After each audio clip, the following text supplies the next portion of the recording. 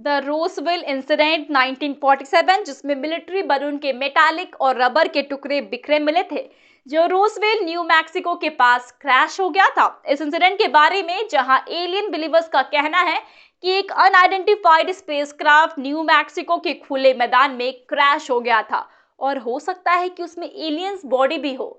जी हाँ, alien believers का मानना है कि यूएस गवर्नमेंट ने इस बात को कवर करने के लिए मिलिट्री बलून के फटने की कहानी बनाई थी। और अगर आप भी है एलियन बिलीवर्स, तो न्यू मैक्सिको में वास्तव में क्या हुआ था और ये मिस्ट्री आज भी सालों बाद इस तरह का इंटरेस्ट और कंट्रोवर्सी क्यों क्रिएट कर सकता है, आइए जानते हैं।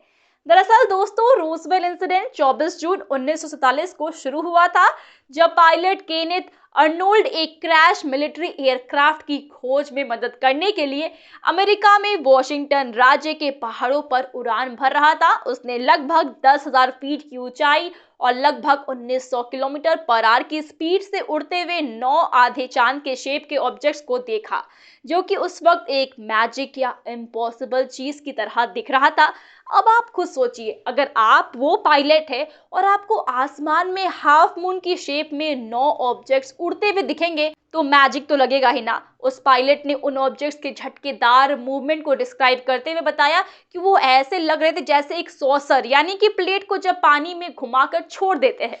मीडिया ने इस कहानी को पकड़ लिया, इसका नाम फ्लाइंग सॉसर रख दिया और एक मॉडर्न मिस्ट्री का जन्म हुआ। दोस्तों, हालांकि ये पहली बार नहीं था कि एलियंस और उनकी स्पेसशिप्स के कुछ एविडेंस मिले हो, जिसे हम यूएफओ यानी कि अनआइडेंटिफाइड फ्लाइंग ऑब्जेक्ट्स कहते हैं। लेकिन रोसवेल इंसिडेंट पहला एलियन रिलेटेड इंसिडेंट था जिसने पब्लिक के इमेजिनेशन को पूरी तरीके से कैप्चर कर लिया था। जी हाँ, और जिसने दुनिया भर में न्यूज हेडलाइंस बना दी थी। जैसे जैसे ये फ्लाइंग सॉसर के इंसिडेंट की बात आगे बढ़ी, मीडिया कवरेज भी और ज्यादा बढ़ने लगी और जब तक कि मामला सामने नहीं आया और ऐसा लगा कि मिस्ट्री सुलझ सकती थी। 7 जुलाई 1947 को एक लोकल फार्मर ने रोसवेल में पुलिस से कांटेक्ट करके कहा कि उसे अपने खेत में अजीब छोटे बड़े टुकड़े फैले हुए मिले थे। हालांकि उसे ये कुछ दिन पहले मिले थे, लेकिन कॉल करने के लिए नेटवर्क कनेक्शन नहीं होने की वजह से वो पुलिस को इन्फॉर्म नहीं कर पाया। और जब फ्लाइंग सॉसर के बारे में कहानियां सामने आने लगी, तो उसने किसी तरीके से कॉल करके पुलिस को इन्फॉर्म कर दिया। दोस्तों, ये सोचकर कि अचानक इन मेटालिक और रबर के टुकड़ों के मिलने का फ्लाइंग सॉसर के साथ कोई ना कोई कनेक्शन तो हो सकता है, क्योंकि उसने सोचा था कि ये हाल ही में आए तूफान के दौरान कुछ क्रैश हुआ होगा। इसीलिए उसने ऑफिसर्स को इन्फॉर्म किया।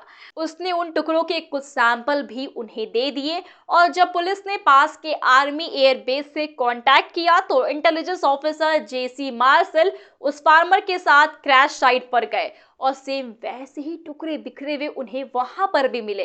मिलिट्री बेस्ड एक पब्लिक ऑफिसर ने एक लोकल जर्नलिस्ट के साथ मिलकर इस इंसिडेंट के बारे में एक न्यूज रिपोर्ट पब्लिश की। इस न्यूज ने दुनिया भर में सदमा पहुंचा दिया था और 24 घंटे के अंदर अंदर एक चौंकाने वाली खबर सामने आ गई। दरअसल रोसवेल में मेटालिक और रबर के पीसेस की डिस्कवरी के बिल्कुल अपोजिट, जी हाँ, यूएस मिलिट्री ने कहा कि उनसे एक गलती हुई थी और जिसे फ्लाइंग सॉसर कहा जा रहा था वो क्रैश्ड वेदर बलून था। दोस्तों, मार्शल और कई मिलिट्री ऑफिसर्स की उन मेटालिक और रबर पीसेस को पकड़े हुए फोटोज की सीरीज पब्लिश की गई थी और डेफिनेटली उन फोटोज को देखकर गवर्नमेंट की स्टेटमेंट पूरी तरीके से अनकन्विंसिंग लग रही थी। जी हाँ, खास करके मिलिट्री के अपनी एक्सप्लेनेशन में टिन फॉइल का मेंशन करने के बाद यूएस गवर्नमेंट की बात को मानना और भी मुश्किल हो गया था। आजकल 24/7 news cycle, internet, social media और यूएफओ रिसर्चर्स की एक एक्टिव कम्युनिटी के साथ इस तरह की सिचुएशन में इस तरह के ट्विस्ट और टर्न्स के बाद बहुत सारी अलग अलग तरह की कंट्रोवर्सी और कॉन्स्पिरेसी थ्योरीज पर डिबेट तो होना ही था। और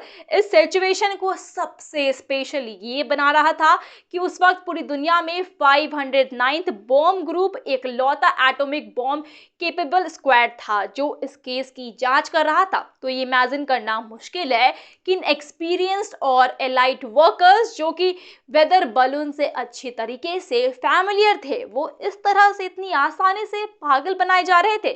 क्योंकि दोस्तों, एक वेदर बलून जिसे एटमॉस्फेरिक प्रेशर, टेम्परेचर और विंड स्पीड जैसी इंफॉर्मेशन के लिए यूज किया जाता है, उसमें टिन फॉइल का क्या काम है। लेकिन युद्ध के बाद का अमेरिका आज से बहुत अलग था और उस शांत, ज्यादा भरोसेमंद युग में मौसम के गुब्बारे की एक्सप्लेनेशन को ऑलमोस्ट यूनिवर्सली मान लिया गया था। लेकिन उसके साथ साथ लोगों के फ्लाइंग सॉसर्स और यूएफओ में रुचि बढ़ती चली गई और धीरे धीरे रोसवेल इंसिडेंट कहानी से गायब होने लगा। दोस्तों, रोसवेल यूएफओ क्रैश की कहानी 1978 में एक न्यूक्लियर फिजिसिस्ट जो अपना करियर बदलकर एक यूएफओलॉजिस्ट बन गया था, उसने इस कहानी को फिर से शुरू किया, फिर से इसकी रिसर्च की। उसने बताया था कि एक रिटायर्ड मिलिट्री मैन के पास बताने के लिए एक दिलचस्प कहानी थी और वो मिलिट्री रिटायर्ड और कोई नहीं, जेसी मार्शल था। मार्शल ने उसे बताया कि वेदर बलून का एक्सप्लेनेशन एक कवर स्टोरी थी और जो बाद में फोटोज पब्लिश हुई थी ना, वो भी झूठी थी, जिसमें वेदर बलून के टुकड़ों को असली टुकड़ों की जगह पर रिप्लेस कर दिया गया था। जी हाँ, मार्शल ने दावा किया कि जो भी एविडेंस उन्हें मिले थे, उनसे हर कोई क्लियर था कि वो ऑब्जेक्ट्स एलियन की स्पेसशिप की थी। अगले कुछ सालों में रिसर्चर्स ने इस मिस्ट्री की और इन्वेस्टिगेशन की और इसके की प्लेयर्स को ट्रैक किया था। दोस्तों, एक्स्ट्रा विटनेस का पता लगाया गया और जो हुआ उसकी सारी इंफॉर्मेशन एक साथ इकट्ठा करने की कोशिश की गई। हालांकि कुछ लोगों का कहना ये भी है कि वो सब विटनेस रिसर्चर्स को वो बता रहे थे जो वो सुनना चाहते थे।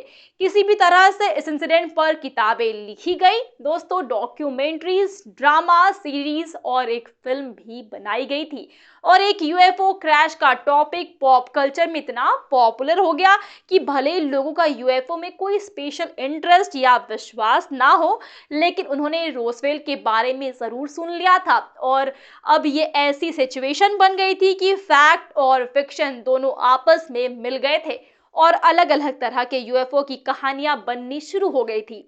इस तरह की कहानी बाद में इंडिपेंडेंस डे जैसी फिल्में और द एक्स फाइल जैसे टीवी शो में प्लॉट्स के रूप में बदलकर दिखने लगी थी। 1995 में एक एलियन ऑटोप्सी की वीडियो दिखाने के लिए सामने आई जिसे रोसवेल इंसिडेंट से कनेक्टेड बताया गया था, लेकिन फिल्म का कंटेंट पूरी तरीके से फेक था दोस्तों, क्योंकि असल में एलियन ऑटोप्सी के लिए एलियन की बॉडी नहीं मिली थी। फिर भी इसने इंटरनेशनल न्यूज जनरेट की।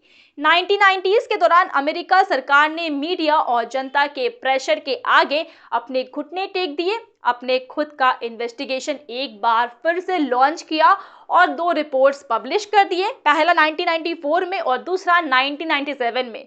और कंक्लूजन ये निकला था कि पूरे इंसिडेंट में अगर कुछ क्रैश हुआ था तो वेदर बलून था, जो प्रोजेक्ट मोगुल का एक पार्ट था, जो सोवियत न्यूक्लियर टेस्ट के एविडेंस के लिए एटमॉस्फेयर की खोज के लिए डिजाइन किए गए इक्विपमेंट साथ में लेकर जा रहा था। और जब वो क्रैश हुआ तो वो सब टुकड़े हमें नीचे बिखरे हुए मिले थे। ये भी हो सकता है कि फ्लाइंग सॉसर स्टोरी एक लोकल्स की पहल थी जिसे मीडिया को सच्ची कहानी से दूर करने के लिए डिजाइन किया गया था। दूसरी सरकारी रिपोर्ट जो रोसवेल यूएफओ क्रैश इंसिडेंट की 50th एनिवर्सरी पर रिलीज की गई थी, किसी भी ओरिजिनल रिपोर्ट में एलियन बॉडीज का मेंशन नहीं किया गया था और यहाँ तक कि मार्शल ने भी एलियन बॉडीज की कहानी को झूठा बता दिया था, जो कि बाद में सामने आया।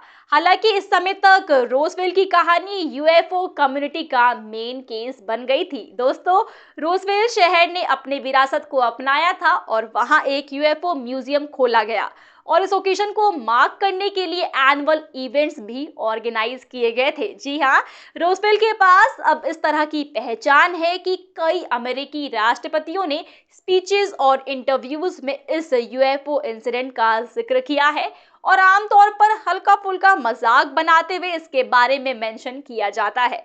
जैसा कि ये इंसिडेंट लिविंग मेमोरी से हिस्ट्री का हिस्सा बन गया है, हम कभी भी इस मिस्ट्री को सॉल्व नहीं कर सकते हैं, लेकिन ये कहानी हमारे इंटरेस्ट के साथ सबसे बड़े और सबसे गहरे सवालों में से एक है जो हम पूछ सकते हैं कि हम यूनिवर्स में अकेले हैं या नहीं। यूएफओ क्रैश इंसिडेंट जिसने न्यू मैक्सिको की एक सिटी का नाम हिस्ट्री में दर्ज कर दिया है। दोस्तों, हो सकता है इससे इंस्पायर्ड कुछ हमें क्रिश 4 में भी देखने को मिल जाए। तो आप इस फिल्म के लिए कितने एक्साइटेड हैं हमें कमेंट में बताएं। एंड वीडियो अच्छी लगी हो तो वीडियो को लाइक करें, शेयर करें अपने दोस्तों के साथ, और हाँ, चैनल को सब्सक्राइब करना बिल्कुल भी मत भूलिएगा। आज के लिए बस इतना ही। मैं प्रगति मिलूंगी आपसे नेक्स्ट वीडियो में। तब तक के लिए सेफ रहिए, मुस्कुराते रहिए। Bye bye.